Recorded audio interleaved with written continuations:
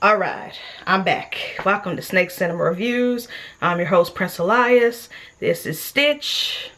He looks similar to Jafar, but not really, because he is a hidden gene Woma.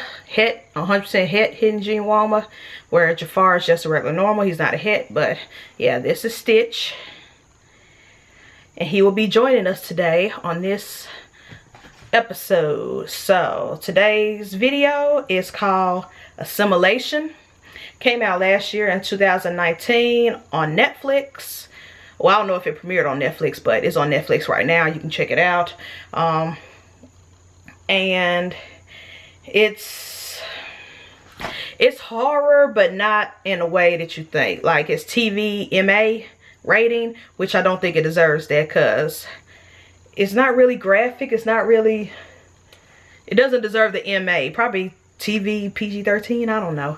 Anyways, it's kind of like, what's the best way to describe this? This is kind of like if the Disney Channel or Nickelodeon decided to do their own white version of Us. You know, the Jordan Peele Us movie, mixed with what was that movie? Dang, what was that movie I had in my head? Dang. Damn it. It's like if the Disney Channel or Nickelodeon saw Jordan Peele's Us, and they said, hey, we can make our own version of that, but for teenagers. And we're going to throw aliens in it so they won't say we completely ripped off someone else. So that should spoilers let you know what this is about. But basically it's about these two friends named Zach and Randy, and they basically they decided that they're going to make a web show, a YouTube channel, whatever, to talk about their, because they live in a small town where everybody knows your name, you know, everybody knows each other, and it's pretty boring. And so they decided to do their own like mockumentary or documentary of their town. And you know, some of the adults weren't big fans, and some just, you know, tolerated. It was like, oh, you guys and your cameras, your fancy cameras. And so, you know, they're walking in the beginning, which was really like the first 5, 6, 7 minutes. They really didn't take long to get the creepy stuff going. They didn't waste no time. So it was probably like maybe 10, 15 minutes tops. Probably less than that, where you have the introduction of the characters. You're meeting the boys. They're talking about how, you know, one, you know, they're both in high school. One is so smart that he fixes everybody's computers in the town. Like, they don't have a computer shop. They go to him, say, hey, I got this virus. Can you help me out? And he can fix their stuff for them. And his other friend, you know, he's the camera guy. So he buys all the fancy cameras for them that has perfect low light and stuff. So they're very good with this film as far as explaining things, because don't you hate when you watch a horror film, especially those found footage horror films, and they make it seem like, oh, the characters have this handy cam, this regular camcorder you get from Walmart, but the quality is like a movie theater, like it's a red camera. Don't you hate when they do that in horror films? So this one, they kind of explain to you like, no, this guy, he buys the latest technology online, the best little GoPro cameras or hidden cameras you can find, and his friend is such a smart genius that he is the guy that fixes everybody's computers in town. So that comes into play later when they need to use computers to their advantage to, you know, save the world, or at least attempt to save the world. And basically, you know, these boys are going around town making their little films, little short films to put online. And they also introduce us to the adults and the classmates. And so, you know, off the bat, it was very cute, but very Disney Channel, Nickelodeon-esque. And frankly, I think the two lead characters, I think they're from like Disney Channel, honestly. I kept looking at them. I was like, those guys look so familiar. And they probably have acted in a show or two on Disney Channel, if we're honest. But basically, so they are making films, they're making videos, and one night something strange happened. Their neighbor said she got bit by a strange animal. And so they went into the woods to go chase the animal down to find it, and that's when everything hits, that's when shit hits the fan. After that, everybody started acting weird and different. The adults did. They start acting weird and different and strange. It's kind of like the Stepford Wives, where, spoiler alert if you've never seen the Stepford Wives film, you know, where all the adults start acting more robotic and more, you know, not themselves. Their personality like drained from their system. And it started off with the pastor, because in the beginning when they introduced the characters, you know, the pastor was this jokey, you know, the corny church guy who tries to get the youth to come hang out and be a part of the church play and stuff. And you know, he was goofy. He had some type of personality to him. And now the boys go and see what's going on, and the guy's acting all stoic and creepy and robotic, basically. Like, none of the adults are acting like themselves. They even went back to check on the neighbor who got bit by the animal to see how she's doing, and she started to act strange, like, I didn't get bit. What are you talking about? I don't have a bite. And started gaslighting them, and it was like, no, we have video footage. We saw you. We saw the bite mark on your leg. And she's like, no, I don't know what you boys are talking about, you know, just very much gaslighting them. And it started to, and that kept happening a couple of times with several adults in their town. And it got to a point to where they realized, okay, we can't trust nobody. We can't trust the pastor. We can't trust the police, the sheriff. We can't trust, well, there was one cop who wasn't acting strange, but even he didn't believe them. He just thought that they were pulling a prank on them. But all the other adults that they would have went to, they just did not believe them, or they gaslighted them. And so the movie, basically, it was them and this girl who was one of the boys, I think it's Zach's love interest. They started realizing, hey, people are acting strange. Our parents are acting weird. What's going on? And so they decided to band together to try to figure out this mystery, what's going on. But as they were trying to figure it out, more and more people started changing and acting weird. And then, you know, they started coming up on dead bodies. So it's like, what the heck is going on? People are dying. People are acting weird. And so I don't want to spoil the rest of the film for you, but I will say this. I enjoyed it, but it may not be for everybody. The main three actors were amazing. You really felt for their characters. You really felt for their friendship, their camaraderie, and you really wanted them to win. They really carried this film on their backs.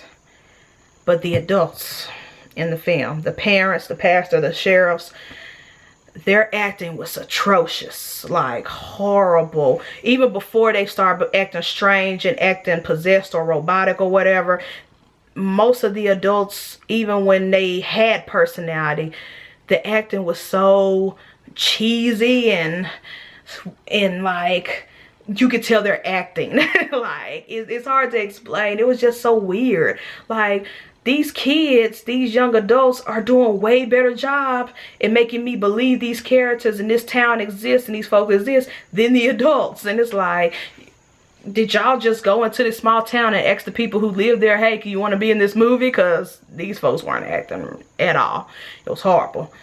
Trash. Especially when some of the adults who started to go in attack mode and try to attack these boys, their screeches and their was like annoying. I was like, damn, can we ever get through with this scene? Because I'm tired of hearing them making that weird noise with their non-acting asses. So it was crazy. It was so conflicting. It was like, it was so many parts that I loved about it, so many parts that I didn't. I love that the stakes were so high.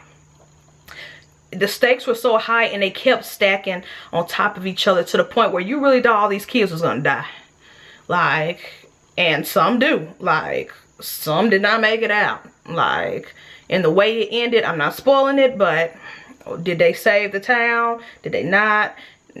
I don't know. I'm not gonna spoil it for you. I'd rather you watch it yourself. But yeah, like, even though, again, I say this is kind of like, it's kind of like a teenage middle school, no, not even middle school, a teenage high school version of Goosebumps, Are You Afraid of Dark type film, it gave you a lot of stakes of like, oh, they don't care. They will fuck some kids up. They will kill and murder some of these young folks. They don't care.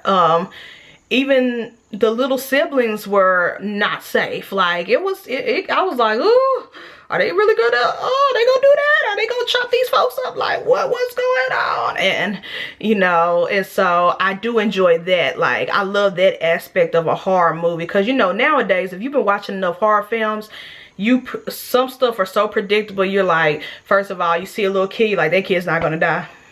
They're gonna survive. Like, and then this movie kind of pulled the rug under you a little bit with certain characters, certain people that you think are gonna make it and they don't make it. And yeah, but it was okay. It was quite enjoyable. But again, I have to give a big knock to the adult actors. They were not good.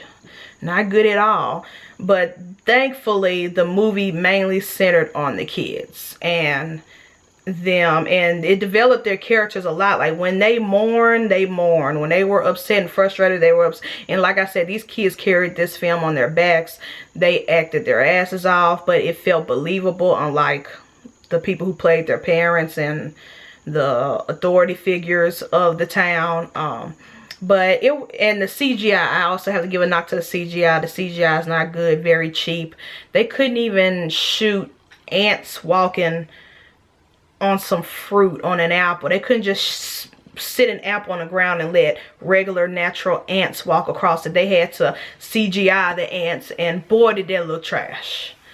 And then there was at one point where someone broke a glass. The glass shattering, that looked like my niece, my 4-year-old niece, just drew shattered glass and they just threw it on the screen. It was horrible. So with that, I will have to give this a 6.5, maybe a 7 out of 10. Because even though I enjoyed it personally, some people might get frustrated and turn it off the bat. Because of one, the cheap CGI, and two, the adults in this film were not good actor-wise. But if you actually just follow along with the kids in the film and actually watch them, and you get swept up in trying to root for their characters and hope their characters make it out, hope their characters win and defeat whatever the thing is going on. But yeah, but I did see a lot of other horror films in this. Like I saw Us with certain things, because there is something with clones, and I saw other things in this film. Not The Thing. Well, yeah, a little bit of The Thing in there. Little bit of The Thing. Like you could tell whoever directed or wrote this film took several inspirations, quote unquote, from other horror films, but you can tell, you're like, oh, that's that movie, that's that movie, that's that movie. But again, like I said, I enjoy it, but some people might not be feeling it. So I'm going to give you a real honest review. It's not going to be for everybody. But if you're just at home on Netflix, bored, you can watch every good horror film out there to watch, and you don't know what to click on, I will suggest Assimilation. It's a very easy, quick, fun watch. And like I said, when it comes to horror movies, the stakes are high, especially horror movies geared towards the younger audience. The stakes are high. They're not afraid to kill people off, kill young people off. They're not afraid to, you know, just fuck some shit up. You know what I'm saying? But anyways, so yeah, I would say a 6.5 or 7 out of 10. Very easy watch. It's a very easy watch, but it has its flaws. I'm not going to lie to you guys. CGI is trash. The adult acting is trash. And yeah, so that's it for this review of Snake Cinema Reviews, where I review movies every Monday.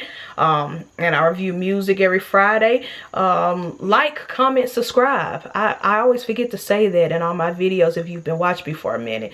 Please click the like button, comment. You know, have you seen this film? Did I convince you to give it a try on a day where you're not doing shit? Tell me what you think. And yeah, that's it. I will check you guys out later. I am Prince Elias. This is Stitch. And we will check you guys out in the next vlog.